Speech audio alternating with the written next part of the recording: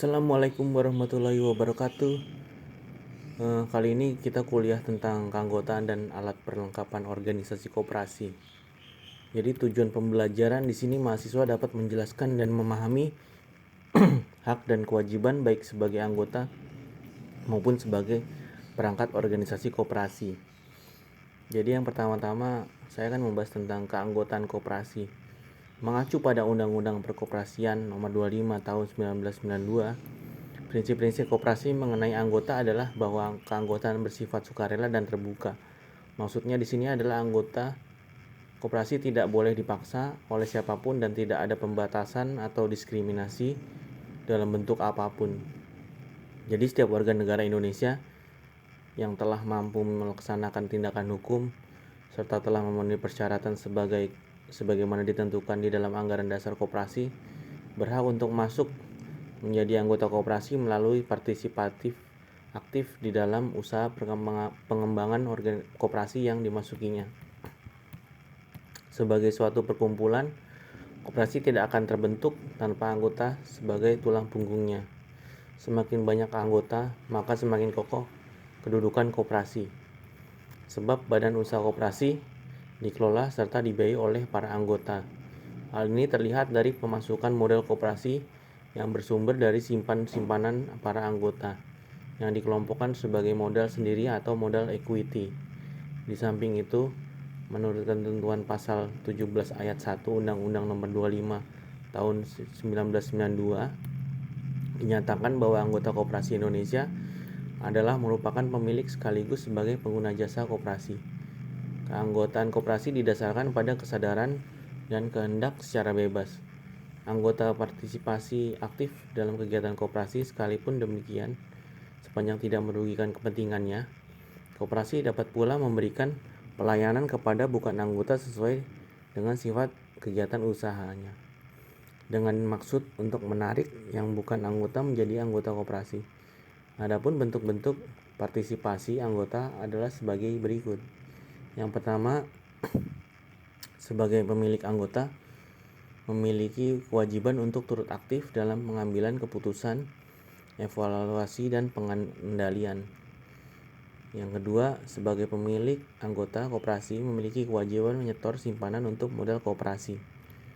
Tiga, sebagai pelanggan atau pengguna anggota berhak sekaligus berkewajiban memanfaatkan pelayanan barang jasa dari koperasinya.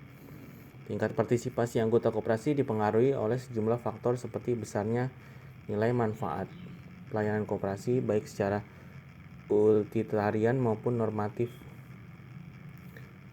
Seperti itu. Terus kemudian manfaat ekonomi yang dimaksud dalam insentif biasanya di sebuah koperasi, yang pertama, pelayanan barang dan jasa oleh perusahaan koperasi yang efisien. Yang kedua, adanya pengurangan biaya atau yang diperoleh harga yang menguntungkan. Yang ketiga, penerimaan sebagian dari keuntungan SHU baik secara tunai maupun dalam bentuk barang. Partisipasi anggota yang efektif dipengaruhi hal-hal sebagai berikut. Yang pertama, kesesuaian antara program koperasi dengan kebutuhan dan keinginan para anggotanya. Yang kedua, permintaan anggota dan dengan keputusan-keputusan pelayanan koperasi. Yang ketiga, tugas program koperasi dengan kemampuan manajemen koperasi. Di dalam koperasi dijunjung tinggi asas kesamaan derajat, sehingga dapat disimpulkan bahwa dalam keanggotaan koperasi dikenal adanya sifat bebas, sukarela, dan terbuka. Di dalam ketentuan pasal 19 ayat 1 Undang-Undang Nomor 25 Tahun 1992 dinyatakan bahwa keanggotaan koperasi didasarkan pada kesamaan kepentingan ekonomi dalam lingkup usaha koperasi. Dalam ketentuan pasal 18 ayat 1 Undang-Undang Nomor 25 Tahun 1992 dinyatakan bahwa yang dapat menjadi anggota koperasi adalah setiap warga negara Indonesia yang mampu melakukan tindakan hukum atau koperasi yang memenuhi syarat seperti ditetapkan dalam anggaran dasar.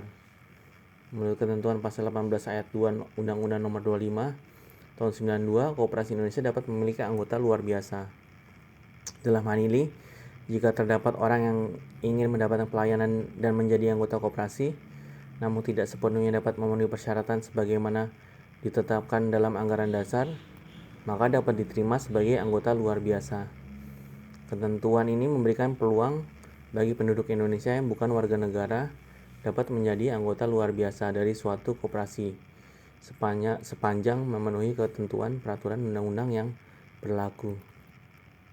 Kemudian saya akan memberikan materi tentang kewajiban anggota koperasi. Untuk menghindari ada kecenderungan anggota yang akan mementingkan dirinya sendiri, maka di dalam Undang-Undang Nomor 25 Tahun 92 diatur ketentuan yang memberi batasan-batasan terhadap tindakan anggota koperasi, khususnya pasal 20 ayat 1 yang berbunyi setiap anggota koperasi wajib yang pertama memenuhi anggaran dasar, anggaran rumah tangga, serta keputusan yang telah disepakati dalam rapat anggota. Yang kedua berpartisipasi dalam kegiatan usaha yang diselenggarakan oleh koperasi.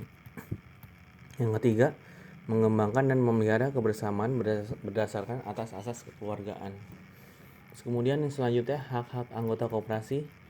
Sedangkan hak dari setiap anggota koperasi tercantum pasal 20 ayat 2 Undang-Undang Nomor 25 Tahun 92. Terdiri dari yang pertama menghadiri, menyatakan pendapat dan memberikan suara dalam rapat anggota. Yang kedua, memilih atau dipilih menjadi anggota pengurus atau pengawas. Yang ketiga, meminta diadakan rapat anggota menurut ketentuan anggaran dasar. Yang keempat, mengemukakan pendapat atau saran kepada pengurus di luar rapat anggota baik diminta maupun tidak diminta.